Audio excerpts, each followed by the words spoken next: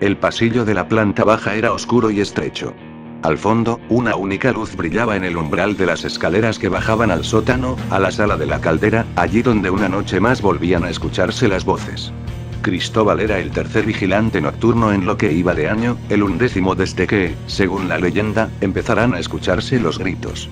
Ninguno de sus predecesores habían terminado en condiciones de contarlo, 3 estaban ingresados en diferentes centros psiquiátricos, 5 habían desaparecido, el resto se había suicidado. El complejo llevaba cerrado más de 60 años, abandonado en algún momento cercano al final de la Guerra Civil. Había sido concebido como hogar de discapacitados a principios de siglo y reconvertido en hospital de campaña durante los años más oscuros de la contienda. Los últimos informes databan del 42, después, nada. El terrible incendio había devorado 2 de las salas anexas y parte del edificio principal. Los expertos declararon que el fuego había surgido de un fallo en las conducciones de la caldera, pero nadie había querido investigar más allá. Ni causas, ni víctimas, ni responsables, todo había quedado silenciado. Hasta que la llegada del nuevo equipo ministerial supuso el inicio de las labores de restauración del viejo y defenestrado caserón. 4 años antes de que Cristóbal consiguiera el puesto, las autoridades habían vuelto a abrir las puertas, habían quebrado los sellos, habían desenterrado sus secretos. Y habían dado comienzo a las voces. Aquella noche, como otras tantas, Cristóbal atravesó el estrecho pasillo con la linterna tiritando en su mano zurda y la diestra aferrada a la empuñadura de la porra que llevaba sujeta al cinturón. Solo llevaba 2 meses en aquel trabajo, y jamás hubiera imaginado que el terror iba a comenzar tan pronto. Le habían hablado de las voces, no le habían ocultado nada. Le habían explicado los misterios y los inconvenientes de aceptar el turno nocturno de vigilancia en un hospital abandonado, en un hospital con esa historia, en un lugar con aquella leyenda negra. ¿Qué había ocurrido entre sus paredes en el año 42? Las voces intentaban explicarlo, pero nadie sabía o quería hacerles caso. Los gritos no sonaban cada noche, sino solamente algunas, en las madrugadas más frías y silenciosas de la Sierra de Madrid.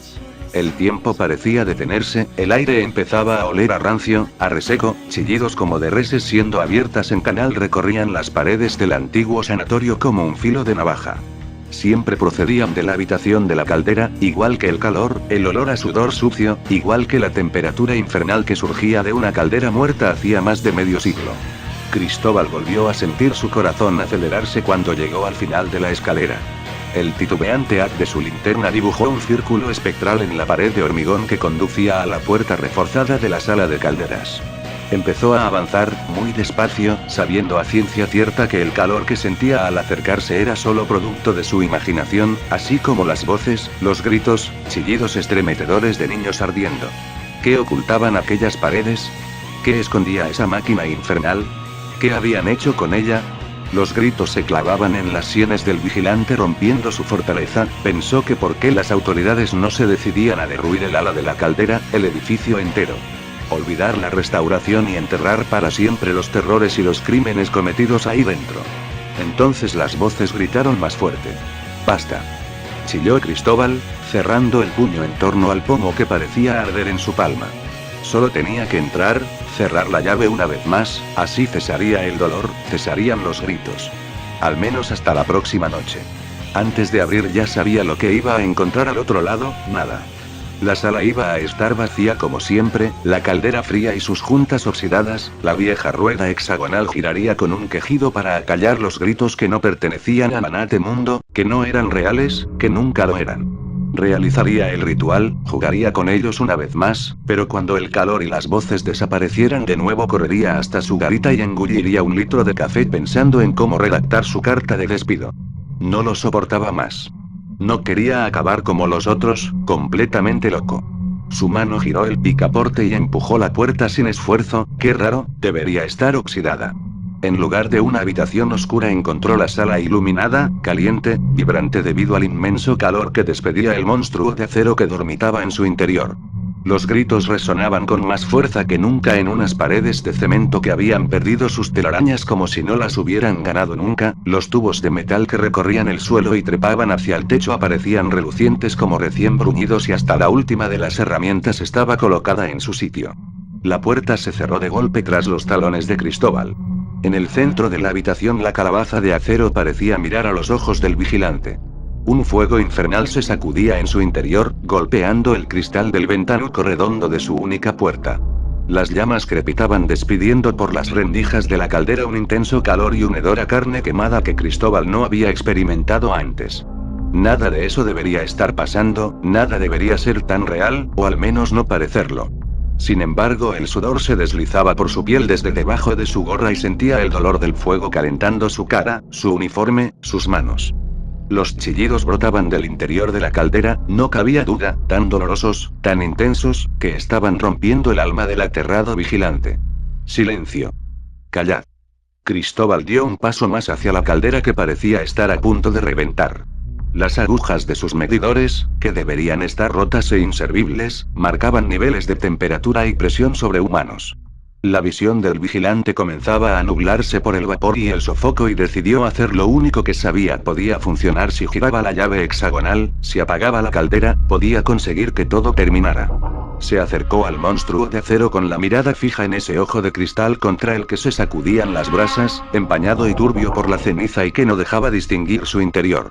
El plástico negro de la linterna se arrugó como uno de los vasos de la máquina de café que había visto arder en algún momento de aburrimiento, la lanzó contra una de las paredes y alargó la mano hacia la rueda de hierro en la unión de los dos medidores.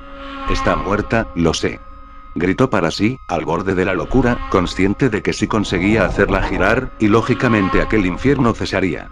Sus dedos rodearon las muescas de la manivela y dejó escapar un alarido al sentir la piel quemada. El hierro ardía pero aún así reunió fuerzas para obligarse a girar una manija desahuciada desde los años 40. ¿Qué había ocurrido allí dentro? La pieza de metal giró por fin pero lo hizo para separarse de su soporte, para romperse, para desprenderse de la caldera y bailar entre los dedos del vigilante como en una broma macabra.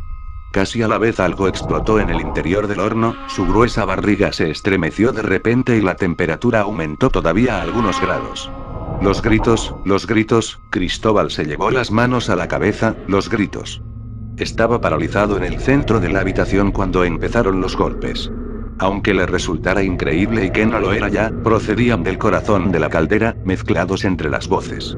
Eran sacudidas, como pataleos, puñetazos contra las paredes del gigante de acero.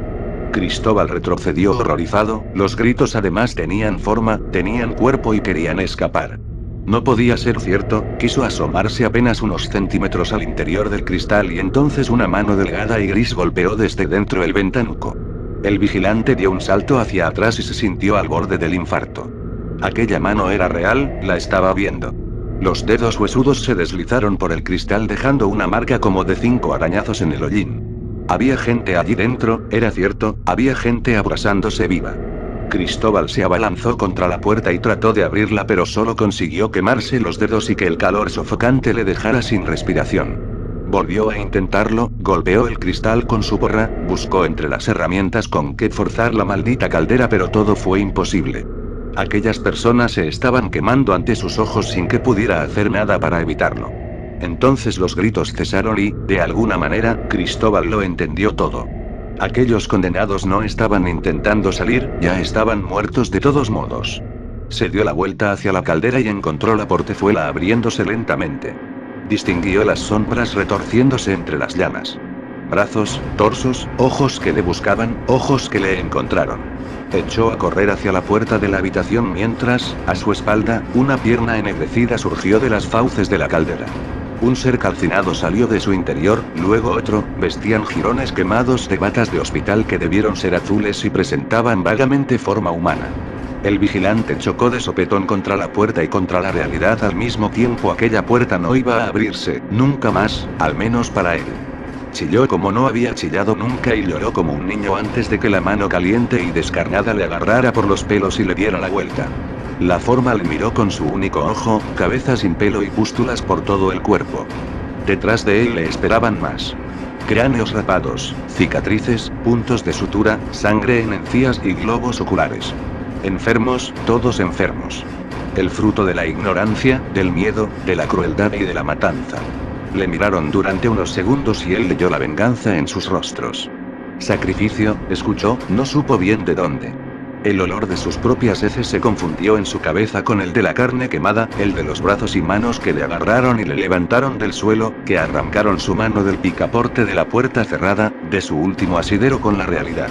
Gritó en busca de auxilio, pero sabía bien que nadie iba a oírle, igual que sabía que nadie iba a encontrarle, que le darían por desaparecido como a los otros vigilantes.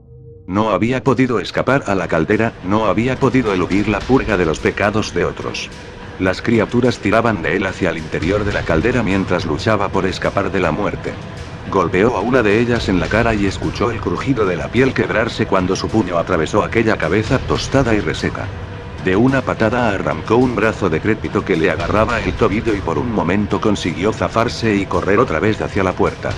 Pero las criaturas doblaron su esfuerzo, más y más de ellas brotaron del interior de la caldera que parecía vomitar cadáveres calcinados. ¿Qué había sucedido ahí dentro? Los enfermos volvieron a abalanzarse sobre él, le agarraron 15 brazos, 30 manos, despojos de mujeres y niños le asieron del pelo y le mordieron las manos, los hombres más fuertes le levantaron del suelo y le cargaron en volandas hacia las fauces abiertas de aquel horno crematorio infernal, mal parto de las mentes enfermas de hombres supuestamente cuerdos. Las suelas de los zapatos del vigilante se derritieron como goma y los dedos de sus pies ardieron en llamas. Sus gritos eran tan fuertes como lo habían sido los de las criaturas durante aquellas noches horribles de hacía 60 años. Sus tibias crujieron, las rótulas estallaron y sus muslos se llenaron de ampollas sangrantes. Los testículos de Cristóbal reventaron y empezaron a brotarle llamas del abdomen, estómago y demás vísceras incendiadas, pero no conseguía morir. El humo encharcó sus pulmones, pero la asfixia tampoco acabó con él. La piel de sus manos se desprendió del hueso y se arrugó hacia atrás como un calcetín, con medio cuerpo dentro de la caldera. Los globos oculares saltaron de sus órbitas y su cabello ardió como un manojo de bengalas. Las criaturas entraron en la caldera detrás de él, se sentaron a su alrededor en el centro de las llamas. Le miraban. Le oían chillar, le observaban consumirse. Entonces sus voces se unieron a la suya. Voces estremeciendo los cimientos del viejo sanatorio, los crímenes del pasado, las raíces de un mal ancestral. Del mal que surge del propio ser humano. 18 minutos después de haber empezado, todo terminó de golpe. La caldera se apagó y las voces guardaron silencio. Guardaron silencio para siempre.